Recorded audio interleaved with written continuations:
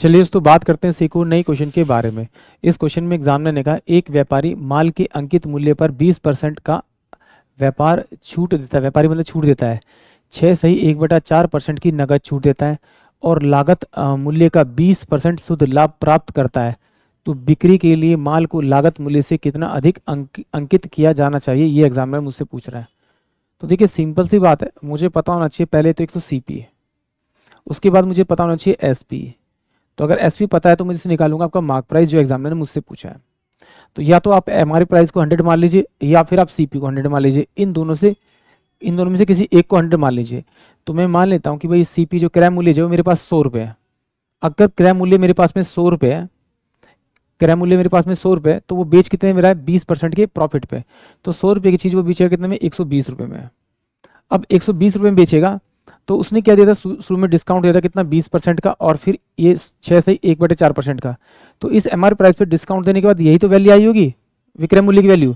तो सिंपल सी बात है, तो विक्रय मूल्य अगर मुझे दे रखा है 120, तो मैं इसे कर सकता हूँ 100/20। उसने एक डिस्काउंट दिया था, फिर एक दूसरा डिस्काउंट दिया था 6 चौक 24, 25 बटे में आपका 400, तो 25 चौके 100 यानी कि 1/16, यानी कि 16 रुपये की चीज़ 1 रुपये के डिस्काउंट में दी, यानी 15 रुपये में दी, यानी 15/16।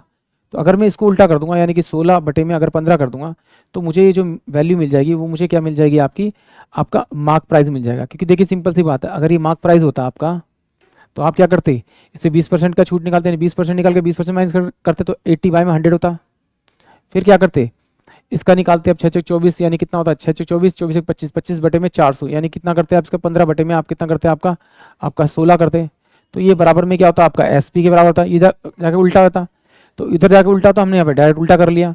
तो ये कितना 16 पंजे 80 होता है आपका 5, और 25 चौके 100 होगा आपका, और 3 चौक 12 होगा, यानी कि 3 चौक 12 यानी कि 4 चौक 16 यानी कि 160 रुपये।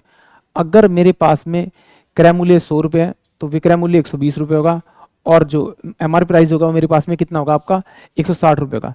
यानी 100 रुपये वाली चीज़ 160 रुपये हो रही है, तो इसका मतलब 60 रुपये का प्रॉफिट आ रहा है। कितने पे 100 पे, इंटू में 100 करेंगे तो ये मेरे पास में कितना आ जाएगा 60% का क्या हो जाएगा आपका प्रॉफिट हो जाएगा। यानी कि ऑप्शन जो मेरे पास में आपका सी होगा वो इस क्वेश्चन के लिए करेक्ट होगा। आई होप आप सभी क्वेश्चन समझ में आया होगा।